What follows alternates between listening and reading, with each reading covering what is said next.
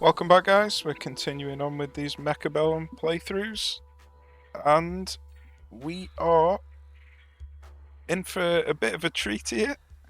So basically, I get caught off guard by the same strategy over and over again, and this is the first time that I've actually survived past like round 5 against this strategy, and it's a good battle. It's a very good battle. I won't give away who finally wins, but it's I was happy that I finally made it past round 5. So basically, this is the strategy that they play. It's just a simple steel balls with either crawlers or fangs.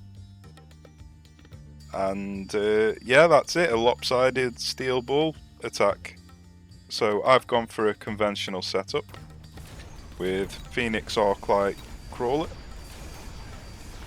And every time, because if you go conventional, obviously they can get to your tower really easily. And every time, obviously, they destroy the tower, they can quite easily mop up the rest of your units. Not necessarily on the first round, but on subsequent rounds, they just snowball with the experience. And yeah, I find it incredibly difficult to handle this. And I've tried a few different types of defenses, bringing in different units. I've tried Vulcan, Melting Point, Rhino explosions. I've tried multiple different things, and I've never been able to get past round 5. I think it's round 5 anyway. It's early on, and this time I decide to go for a Arclight main. So it's only a tier 1 unit. I think the thing that I've been failing with in the past is trying to go for giants, which I can't afford to get many out, and so I just haven't got the numbers out to be able to defend such a aggressive push. So rather than going for giants, I decided to go for Arclights and fangs. Arclights to do splash damage, fangs to distract the steel balls.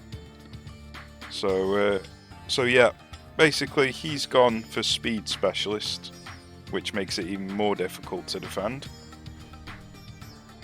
And mine is aerial specialist. Now, I don't even think I build any air units. The only reason I took aerial specialist is because it had the composition that I was after, the starting units. So as you can see, they just get to the tower so easily,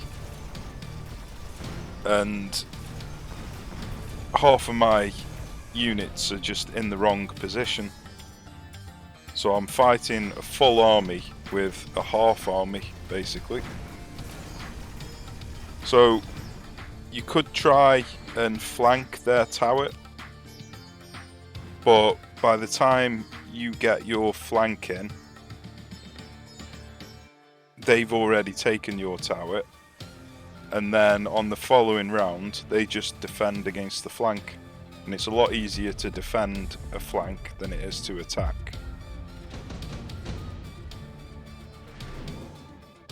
So I have gone for multiple flank attacks during this particular strategy, and it's always failed, and I've always felt like I needed the units that I was flanking with over by this tower to defend with. So I've gone for charge shot immediately, which increases your damage by 200%.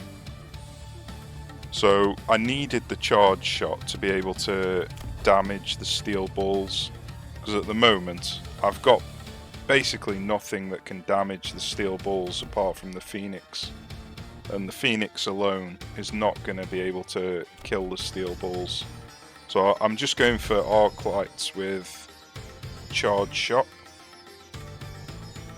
So the splash damage is going to be able to handle the fangs, and the charge shot is hopefully going to be able to damage the steel balls.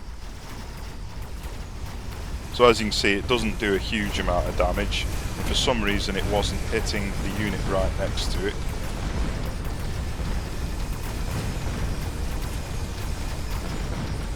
Yeah, once the steel balls level up, they're insanely powerful.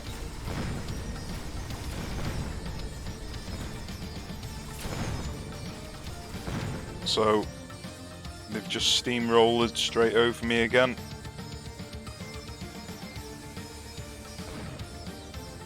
But I feel as if I've got enough arc lights now with the charge shot, so I've got enough damage output at the moment.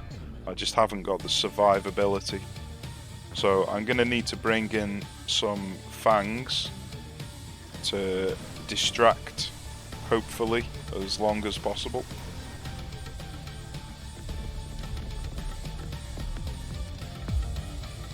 And this is the main problem, is you lose HP so fast when they go for this type of attack.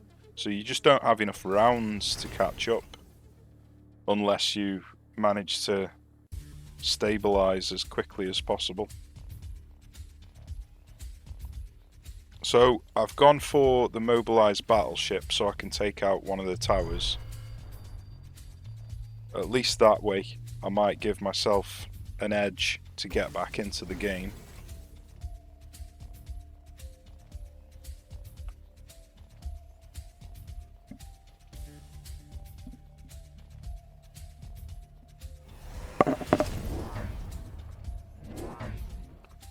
So I've gone for the Elite Marksman upgrade.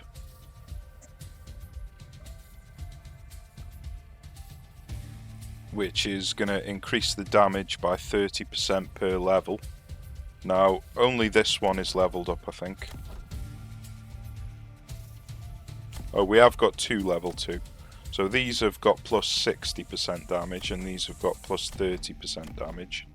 It also increases the range very slightly. But I just need as much damage as I can.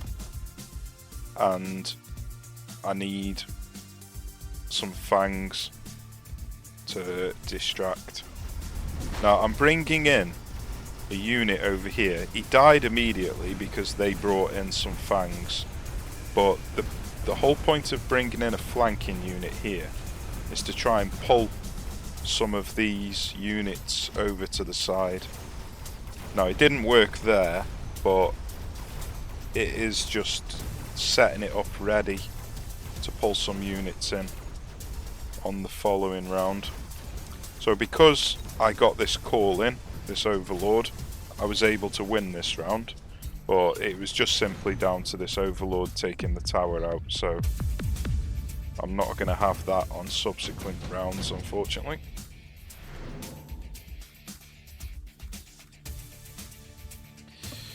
Now, I probably should have taken Amplifying Core here, but I decided to go for the Deployment Specialist because I felt like I needed as many units out as possible. I'm leveling up my arc lights, which is fantastic news. And I'm going to continue adding units to the flank here to pull some of these away, just to buy myself some time. I was thinking about going for a flank over here, but with these level 2 fangs and crawler, it just wouldn't, I'd need to dedicate too much there. Now he's going for an epic flank of his own with a level 3 rhino with an item on. So this is a huge flank that he's putting in. I'm just putting in a distraction flank to pull some of these units away. He's going for an actual proper damaging flank. So this is going to be very, very scary.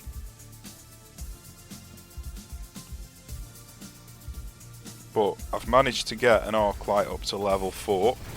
Now unfortunately it's the arc light that's closest to the Rhino, which is bad news for me.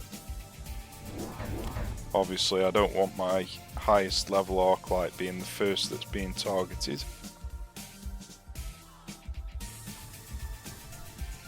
But because it takes a short while for him to spawn in, I'm able to do quite significant amount of damage to him, and more importantly the crawlers have enough time to get in the way on this round, so his epic flank didn't come off, and my distraction flank did a perfect job of pulling the steel balls out of position, which gave me the opportunity to deal with his flank before the steel balls arrived. So that worked out absolutely perfect for me there. I couldn't have played that better if I'd have known where they were going to be placing their units.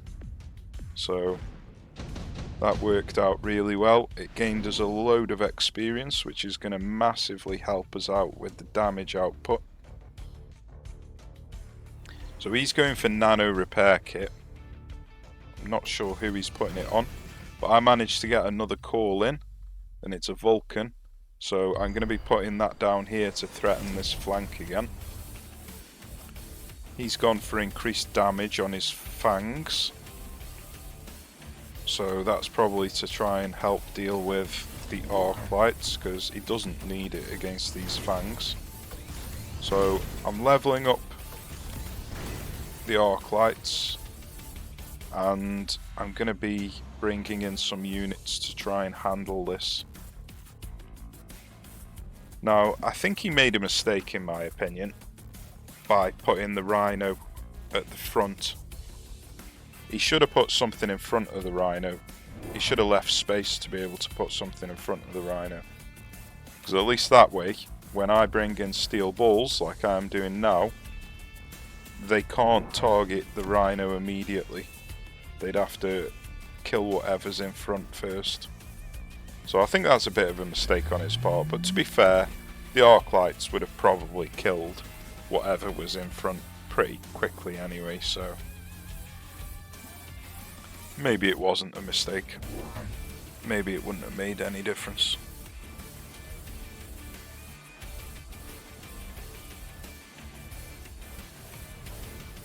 But you'll see up here, I'm managing to pull some steel balls away. I've got the Rhino annihilated by steel balls, so his flank has failed completely. But it has distracted half of my army.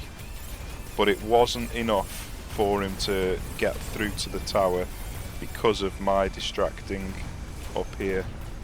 If I hadn't put this distracting force up here, then he would have been able to get through to the tower then. The Vulcan finally got the job done, but it took a long time, so I don't really think that was worth the call in. So it was a bit of a waste of money, that was. But we have almost defeated him. So not only have I survived to round 7, but we are winning. And in true final round fashion, I've gone for the nuke. Obviously you have to actually draw it now, you can't just buy it in the research centre. So one thing that I'd neglected was the oil bomb in the tower. I always forget about it, but that could have worked really well, oil bombing the steel balls.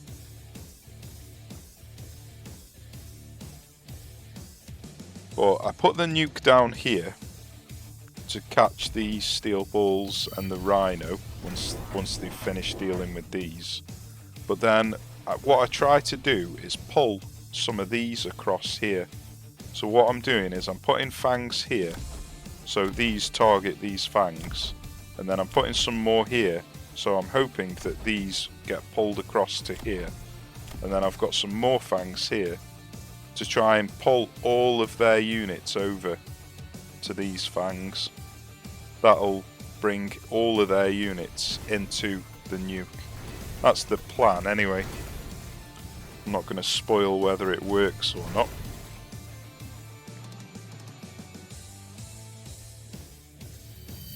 But it doesn't seem like he's deployed anything.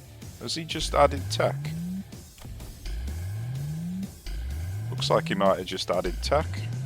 So I'm expecting a nuke, so I shield up all of my units, because a nuke would have basically killed all of my units there. So he put self-detonation on the Rhino, I think, yeah. But because I shielded up, the detonation on the Rhino didn't actually kill anything. It just hit the shields, which meant that the arc light survived. So because I was protecting from the nuke, I inadvertently protected from the Rhino explosion. So that was rather lucky, that was. I don't think it would have made a difference anyway, because I still had all these units and all these units that would have survived. So I don't think it would have changed the outcome. But this is another one of them battles where the opponent decided to surrender just as I was landing the killing blow on the final Rhino. I do love it that they don't like to see the final shot. It's rather amusing. But yeah, it was. I was very happy. I was very proud of myself for finally figuring out a way to deal with this disgusting steel ball push. It's an incredibly difficult strategy to counter, but we managed to counter it nonetheless. And I think I couldn't have played it better if I replayed it all again and the opponent did exactly the same thing again. So yeah, hope you enjoyed it. It was an enjoyable one to play. Hope it was enjoyable to watch. So cheers for watching, take care, and I shall see you soon.